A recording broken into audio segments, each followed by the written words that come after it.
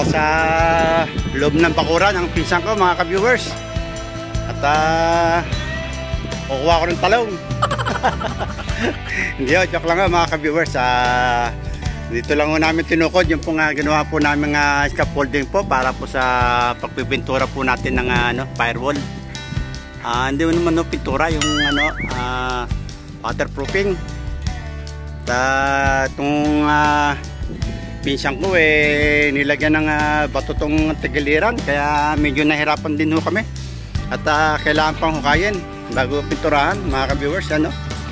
Ang taas ng bato na nilagay niya, kaya inuka pa namin.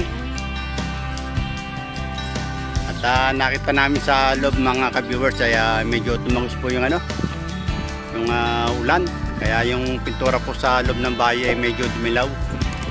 Kasi yung pong pintura po namin ay dirty white, kaya nakita ko.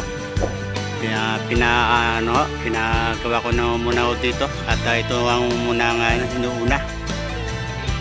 At ngayon magtatagulan na. Mali yung pong naubos po rito, mga ka-viewers. Inubos po namin yung 2 galon. At kung dadagdagan po ay meron pa akong nakareserba. Pero sa ngayon po ay 2 galon pa po ang aming naubos. May mga papaya din dito. Papaya. Yan mga talong, mga ka-viewers. Daming bunga. Sabi ng pinsan ko, bibigyan niya raw ako Yan Pero hindi alam ng pinsan ko, mga ka-viewers, kumukuha na kami.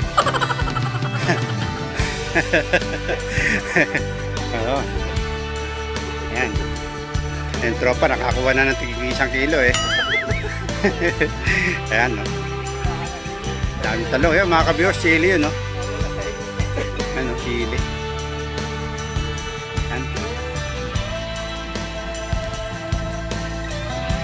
Tapos tayo, mga ka-viewers. At ako, ito daming talong tingnan nyo, mga ka-viewers. Dami nawala yung malalaki.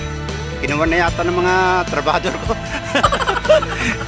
Dami tingnan nyo hindi pinapakuha ng pisang ko dami.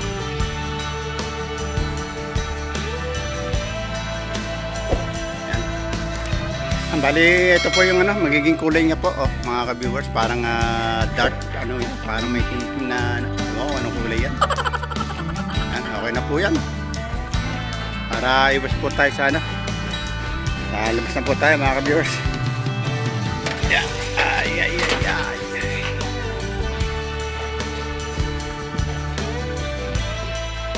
Bali, ito po yung mga ka-viewers, yung aming tagiliran pa namin isa. Tanggal na po yung dito po, mga ka-viewers. Siguro hindi po muna namin ipapatira. Gawa ng medyo naubos na po tayo ng naubos na po tayo ng budget. Saka yung pong pintura niya. Hanggang dito po muna, mga ka-viewers, yung ating pong update po sa ating pong pinapagawa pong bahay. At pinakita ko lang po sa inyo yung pong pagpapahid po ng waterproofing po dito po sa firewall po ng bahay. Maraming salamat po sa pagsama, mga ka-viewers. God bless po sa inyo lahat.